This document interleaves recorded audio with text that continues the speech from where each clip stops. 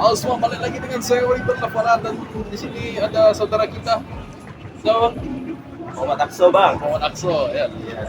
Bang Akso ya, Iya, Bang Oribel. Iya, Bang Oribel ya. ya Bang Muhammad. Di sini kita ngapain? Nggak tahu. Ya kita ngapain bang? Diskusi aja dulu bang. Si Mungkin kita akan membahas yang terjadi di Indonesia bang. Indonesia. Kira-kira Indonesia tuh sebenarnya nggak bisa lepas dari namanya pendidikan ya. Pendidikan Pendidikan. dan Dan, Betul. karena pendidikan itu kunci, selain kunci itu keberhasilan, kunci keberhasilan.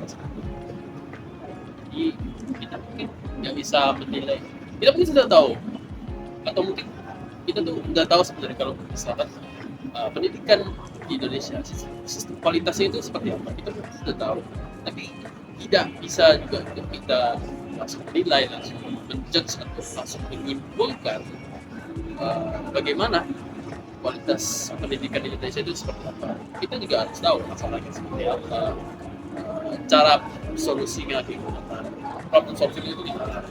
Kok bisa gitu kan? Negara kita ini dicap sebagai pendidikan yang terbilang rendah. Rendah banget, Padahal kita ngerasa, oh fine-fine aja. Apa yang terjadi gitu? baik aja. Apakah ada suatu problem dari gurunya, atau dari siswanya, atau dari sekolahnya tersebut gitu kan bang? Nah ternyata ini bisa jadi pengembang antara guru versus siswa.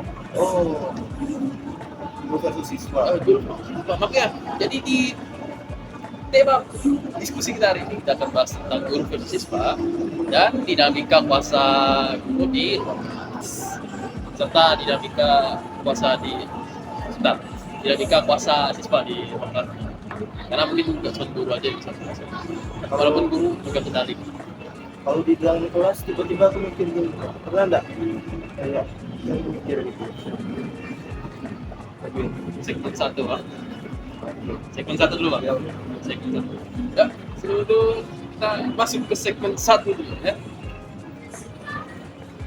Di tema kita ini adalah relasi kuasa dalam interaksi pendidikan antara guru dan siswa. Kita masuk ke dalam segmen satu. Ya, jadi segmen satu ini kita bagian satu lah ya kan. Kita masuk ke dalam pembahasan guru. Guru tuh otoritas atau beban. Nah, kalau di sini ada risetnya. Risetnya itu dari tahun 2023 kemarin ya. Riset itu menyatakan bahwasannya 68% mengalami stres karena harus menghasilkan siswa yang berprestasi. berarti sudah terdata gitu bang ya, udah ada riset-riset yang menyatakan bahwa di beberapa sekolah gitu kan, bukan dari muridnya yang merasa stres dia tidak berprestasi, tapi malah dari gurunya gitu Ya, kan. gurunya juga Karena gurunya ini yang menaungi mereka gitu kan. Kalau dari siswa-siswa ini tidak ada yang berprestasi gitu kan, waduh luar biasa nih kurang dipertanyakan gitu, bagaimana nih peran guru untuk mengembangkan siswa ini perlu dipertanyakan bang ya. ya. Nah, jadi pertanyaannya itu adalah kuasa. Pertanyaan itu kuasa atau bukan? Sistem pendidikan kita kan memang mendukung otoritas guru, tapi balik ke semua mereka untuk juga menanggung besar. Ya itu bisa bilang kadang terkadang itu memang bisa jadi bebannya ini bisa dari gurunya gitu, maksudnya ini beban guru ini menaungi siswanya gitu kan untuk berprestasi di bidang-bidangnya gitu, akademik ataupun non akademik. Jikalau siswanya ini tidak berkembang di bidangnya, atau dia tidak ada potensi untuk berkembang gitu, Mengembangkannya gitu. ya di situ bebannya guru, dia mau lihat dari segi mananya gitu kan, untuk ya ini kan untuk meningkatkan, bisa dibilang akreditasi sekolahnya itu kan, dari proses prestasi. Kalau siswanya ini tidak ada atau malah minim yang berprestasi, disitulah beban bagi guru. Dan kalau saya nih bang, kuasanya bisa diibaratkan sebagai tembok seperti gini.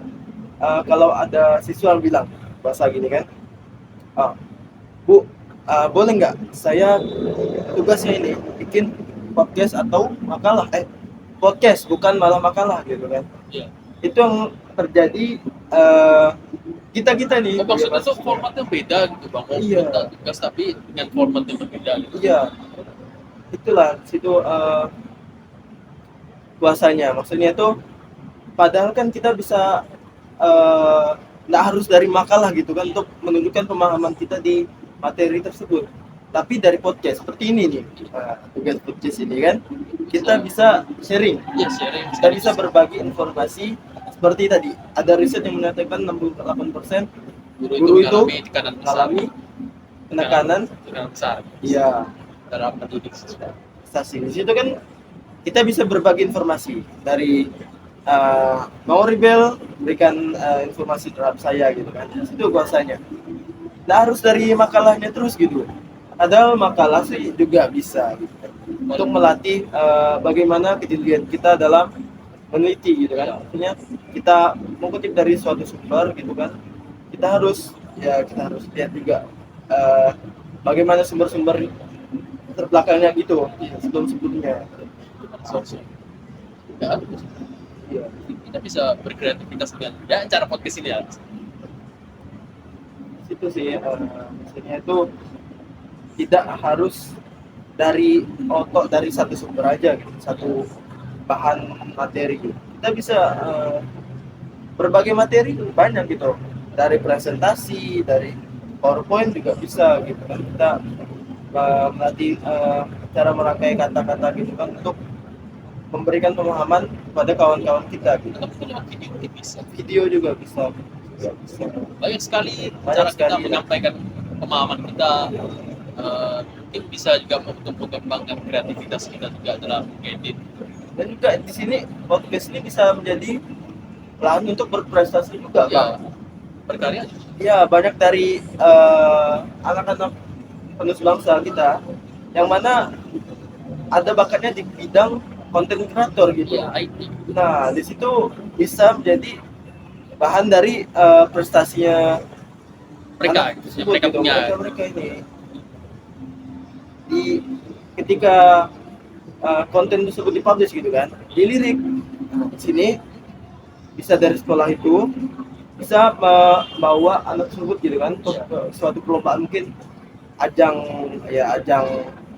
lokal ataupun nasional, bisa bahkan ke internasional Iya. gitu. Bahkan ini kalau ada yang misalnya gini, ada yang terkait sangkut paut dalam misalnya YouTuber luar negeri. Nah, di situ kan udah bisa dibilang prestasi internasional gitu kan, udah masuk terjun ke ranah yang orang luar negeri punya. Terus juga makalah ini juga banyak gitu Bang ya. Banyak. Seperti ada perlombaan kopsi atau opsi Maires dulu kalau di sekolah saya itu kan, khusus dari sekolah tersebut, dan skala nasional dari seluruh sekolah yang berkaitan dengan nama sekolah tersebut. Nah, itu ada, jadi skala nasional. Nah, jadi banyak sekali untuk menjadi ladang untuk berprestasi Iya, gitu banyak. Bang. Sekaligus kita juga banyak banget cara untuk kita memperbanyak skill yang ada dalam. Cukup kita masuk ke dalam segmen kedua. Di segmen kedua ini agak kira-kira sedap. Apa tuh Bang? Siswa itu pasif atau tertekan? Aduh, pasti Sifat tertekan. Ada risetnya bang. Ada riset. ada risetnya. Ada riset. Jadi risetnya itu dari survei Kemendikbud. Jadi dibilang kalau misalkan ada 72% siswa itu nggak nyaman berdebat dengan guru. Dan ada satu riset lagi, 55% siswa itu takut dicap kurang ajar kalau beda pendapat. Jadi Masalah. kira-kira bagaimana lagi? Ini lagi-lagi dengan riset ya. Jadi harus ada sumber yang terpercaya. Kita nggak bisa lepas dengan namanya riset. Ya, riset. Informasi yang terpercaya, apalagi dari Kemendikbud ya, yang pendidikan dan budaya. disebutkan bahwa berapa persen tadi? 72%. 72% siswa Wah, itu luar merasa biasa. nggak nyaman kalau bertanding. Tuh dari siswanya tak nyaman atau Iya. gimana gitu ya. Dan juga 55%. Kalau siswa itu takut dicap kurang ajar kalau beda pendapat. Kalau berbicara tentang pasif atau tertekan gitu ya. Kalau pasif ini bisa lebih ke dari pribadinya sendiri, dari arah individunya atau karakternya gitu. Apakah dia hanya untuk dirinya sendiri atau bisa untuk mengembangkan kepada orang lain. Share ke orang lain. Iya. Contohnya gini, kalau pasif itu dia tahu bakat dia, tapi dia nggak mau berkembang. Oke. Itu yang susahnya kalau di sekolah itu punya siswa ataupun teman-teman kita yang seperti itu gitu. Jadi kita nggak tahu gitu. Dia hanya sembunyi-sembunyi aja, pasif. Maksudnya tuh dia nggak mau, dia tertutup. Sifatnya itu kalau pasif itu tertutup gitu bang ya. Ya pasti. Ya, pasif itu tertutup. Dia hanya untuk dia sendiri. Kalau pasif sama tertekan. Ya tertekan. Kalau tertekan nih ada hubungan sama orang lain. Jadi ada sangkut pautnya. Jadi ketika ada suatu tuntutan yang diberikan kepada dia harus begini, di situ adanya Rasa tertekan. ya rasanya itu kita nih harus ikutin arahan dia, kita harus patuh gitu kan, kembali lagi ke yang tadi tuh, kita harus patuh terhadap aturan ataupun perintah dari guru. Di situ tertekan, harus guru, siswa juga atau teman-teman dari mereka juga bisa membuat tertekan Ya gitu. tertekan. Stres malah. Ya, itu sih yang membedakan antara kedua tersebut. Kalau tak nyaman sama terlibat ini sebenarnya kita ini punya kebebasan gitu kan Bang. Skala tidak nyaman itu Nah, dalam bentuk apa? kita ini ada kebebasan untuk berpendapat gitu kan. Berpendapat. Ya walaupun kita sebagai siswa tentu kita harus tetap mengutamakan namanya adab kita. Kita menyampaikan apapun yang seluk-beluk atau yang kita ketahui yang lebih dari guru itu, kita harus tetap mengutamakan adab itu ya, cara menyampaikannya. Terus yang kedua tadi berapa persen dari 55%? 55% takut dicap kurang ajar kalau beda pendapat dengan gurunya. Wah itu Bahaya banget. ya sih, itu Kayak minim gitu. ya mungkin dia berapa dari siswa tersebut bukan dia gitu, tapi ada kawannya yang udah pengalaman. Iya. Jadi dia Atau ngomong mungkin gini, dari sekolah lain juga bang. dari beberapa sekolah gitu. Iya. Semua ini ada yang mau pendapat gini. Apa ya? Contoh ini kalau di sekolah saya dulu kan ada ya yang tadi kan sekolah bicara tentang ilmu yang lebih tinggi dari guru. Iya. Kalau di sekolah saya dulu tuh ada teman saya yang jago MTK. Ketika Jadi ketika ada guru yang salah gitu kan, memaparkan gitu ya. ya ada memaparkan rumus-rumus yang keliru ataupun yang rumit, tapi teman saya ini tahu yang lebih ringkas atau yang lebih elegan gitu Oh, ada jawabannya. rumus yang bisa dikerjakan dalam waktu sesingkat mungkin ya bang. Sesingkat mungkin. Jadi dia tuh bisikan saya itu, ini nih nggak tahu cara sesingkat, bisa nih. Ada yang lebih gampang apa yang ikut yang lebih susah gitu. Itu dia. Mungkin dari situnya bisa dicap dan maksudnya di sini ada sifat tinggi hati. Jadi ini ada temannya ini yang merasa lebih tahu, jago gitu, jago gitu. Jadi itu sih yang harus ditingkatkan dalam berdebat, apalagi dengan orang tua. Sih bang. Kalau menurut abang gimana bang? Tahu juga sih. Iya sih. Dan akhirnya muncullah yang kita sebut dengan perlawanan diam. Perlawanan Perlawanan diam-diam. Dimulai dari ngobrol pas guru ngejelasin, terus ngerjain tugas asal-asalan sampai kritik di TikTok. Ya sampai dikritik di TikTok tuh loh, sampai di komen-komen itu loh. Oh iya, pas ada yang guru itu kan, Ya, konten kreator TikTok menyampaikan ini apa? Menyampaikan rumus-rumus gitu kan. begitu. Dikritik sama orang-orang. Akhirnya apa guru ini? Tuh pernah Sama kita bahas. Nah, udahlah. Kita lanjut ke segmen ketiga.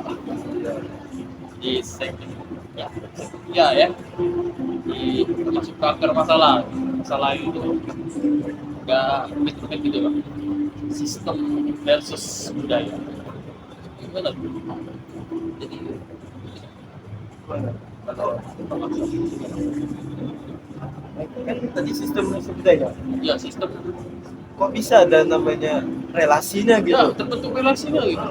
Sistem itu kan kita bisa bilang sistem itu sebagai proses, dan budaya itu yang emang udah terjadi gitu. Ya sudah terjadi di sekitar kita Iya. gitu. Kalau terjadi ya ini emang secara alami gitu. Ya, Budaya secara ya bisa jadi dari leluhur kita gitu kan yang ada di turun kita sudah diajarkan dari pas kita kecil gitu, diajarkan dari orang tua kita gitu.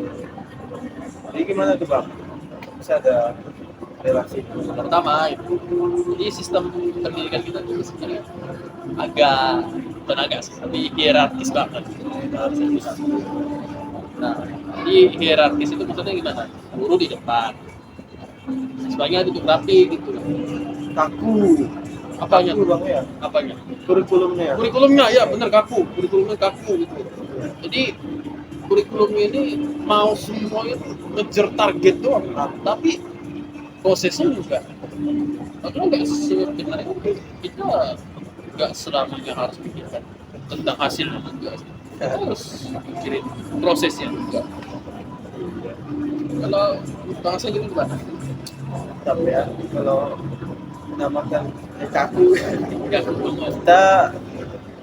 kita tetap gimana ya, kalau dibilang kaku itu ya enggak juga, maksudnya kita kan ada namanya sistem ya, di sistemnya begini diatur kurikulum merdeka kan saat ini kan, kita mau nggak mau gitu kan tetap harus ikutin ini gitu, tapi kita bisa memfleksibelkannya gimana gitu kan.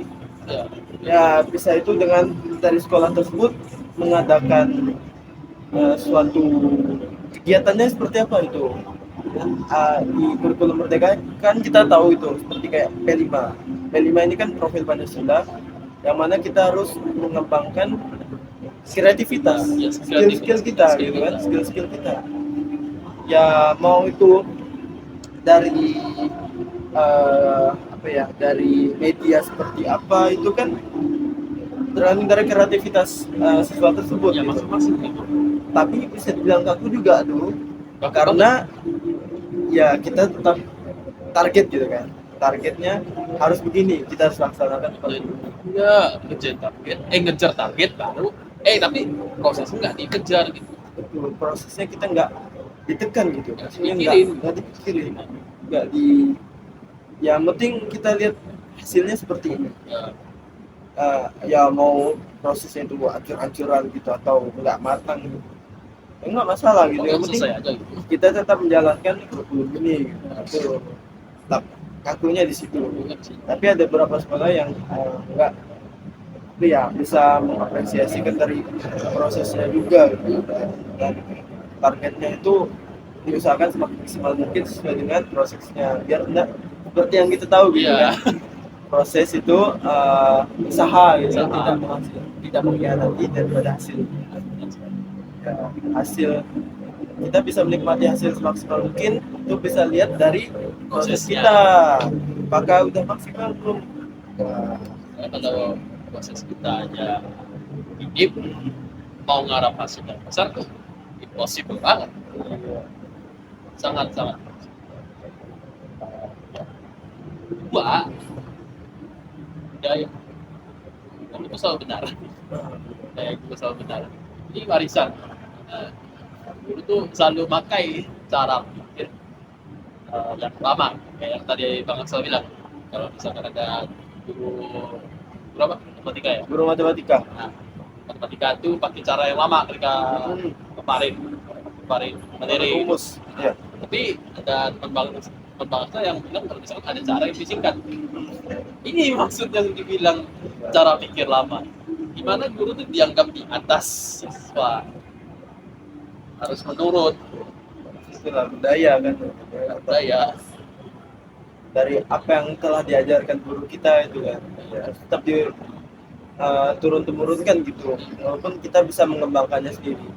Yang kita dapatkan terus kita kembangkannya sendiri tanpa menghilangkan daripada Nilai kesan esensialnya. esensial dari apa yang diajarkan dari guru. Budaya. Motif sedikit lah walaupun hasilnya. Betul. Di sini orang tua juga kadang tuh tanpa sadar memperkuatkan kata Wirnoto bilang apa kalau enggak jadi kan guru itu terjebak jadi penguasa siswa itu harus belajar patuh gitu bukan berpikir Tertekan. ya tertekan gitu stres lama-lama ini bahaya banget. Udah kita masuk ke dalam segmen ke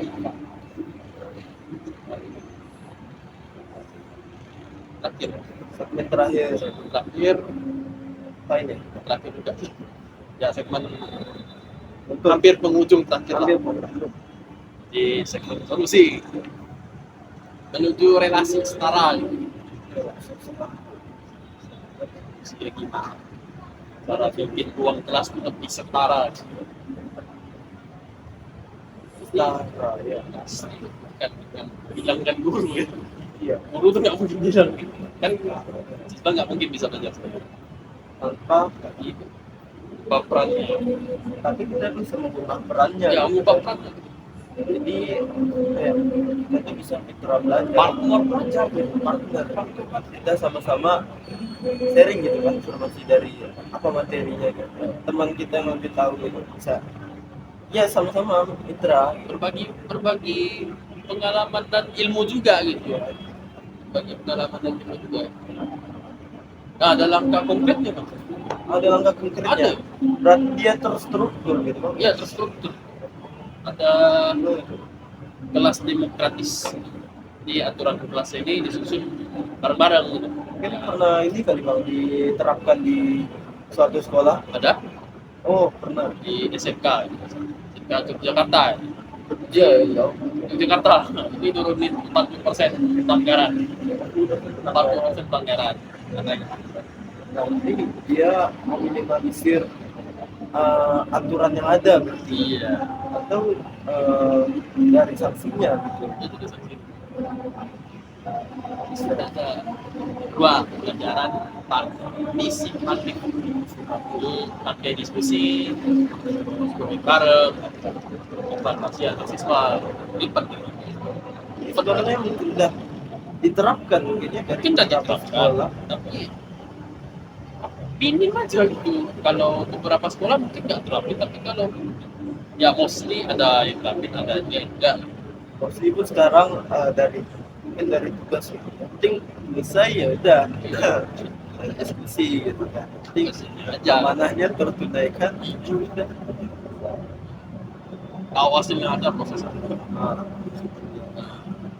tiga guru itu sebagai fasilitator jadi bukan lagi pemangkat jawaban tapi membuka ruang tanya tapi guru itu dianggap kayak host untuk diskusi lah tetap kita harus karena guru kan kita sebagai mahasiswa ini kan ada patokannya maksudnya itu ada arahnya yaitu dari gurunya tersebut dari gurunya menyampaikan seperti itu walaupun kita sepakat tidak sepakat kita tetap harus ada jalannya gitu kan dari beberapa sumber jadi sumbernya dari guru gitu satu juga mungkin kalau kita tanya yang lain pastinya nggak sama dong maksudnya lain-lain iya gitu kan. beda-beda Tapi disitulah bagaimana pentingnya kita untuk pandai untuk memilah dan memilih interaksinya seperti ya apa gitu kan, dan pemahaman kita nih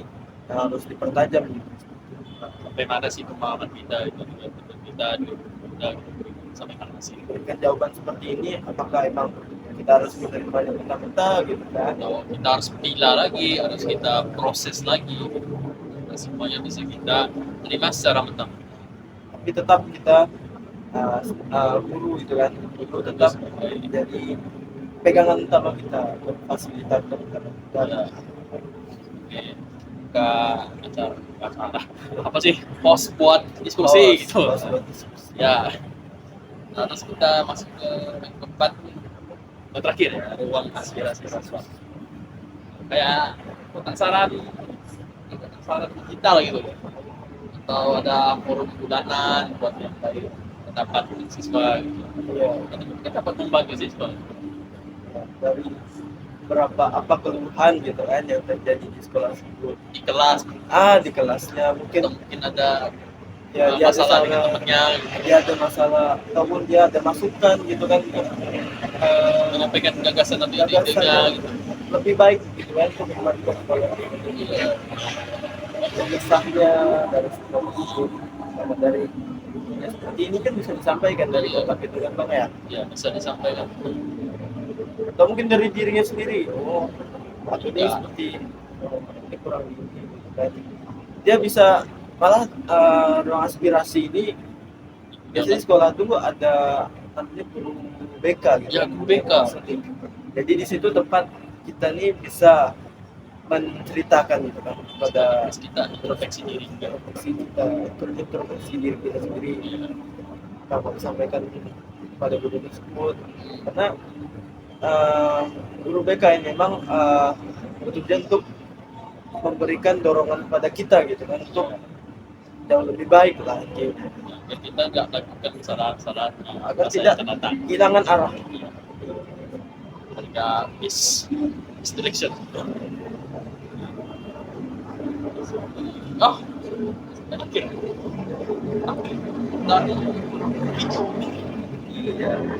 agak ribut juga karena kita di jalan syutingnya. Oh, Ya, alam maklum, dan kita juga di outdoor juga mungkin ada suara angin masuk ya, tapi walaupun itu nggak menutup semangat kita buat menyampaikan diskusi kita untuk malam ini. Oke, masuk ke sesi sebulan berarti bang.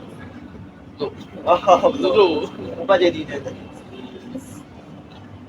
Kan ada kata-kata. Kata ya.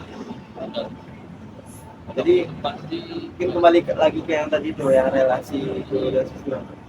Itu bukan masalah tentang soal apa yang lebih, siapa yang lebih tinggi tinggi tapi ya, apa ya, terlapar dan apa ya. Tapi bagaimana kita itu bisa bergerak gitu. Maksudnya ya kita bisa mengembangkan diri kita gitu. Ya, bukan dari orang lain. Emang orang lain yang mendorong kita, tapi kembali lagi kepada kita. Apakah kita mau bergerak atau tidak? kita tinggal pilih aja gitu, kita mau move atau enggak.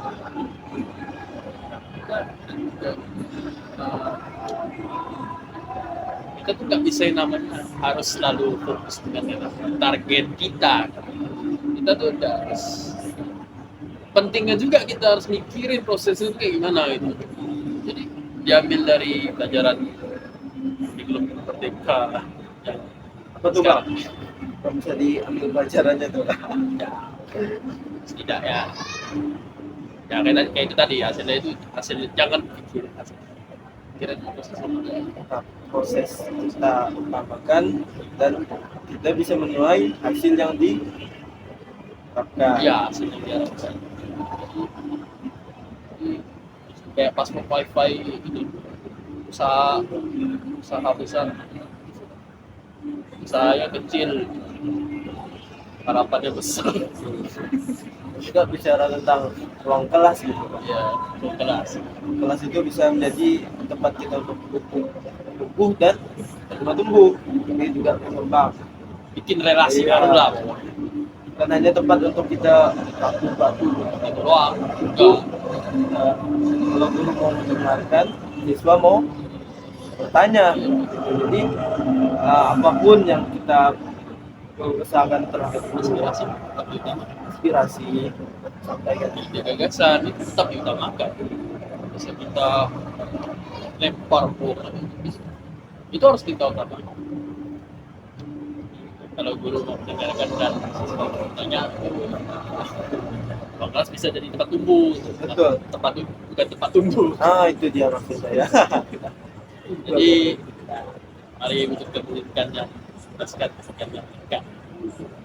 Selama yang pendidikan itu harus selalu bos, kamu terus gitu bos. Enggak.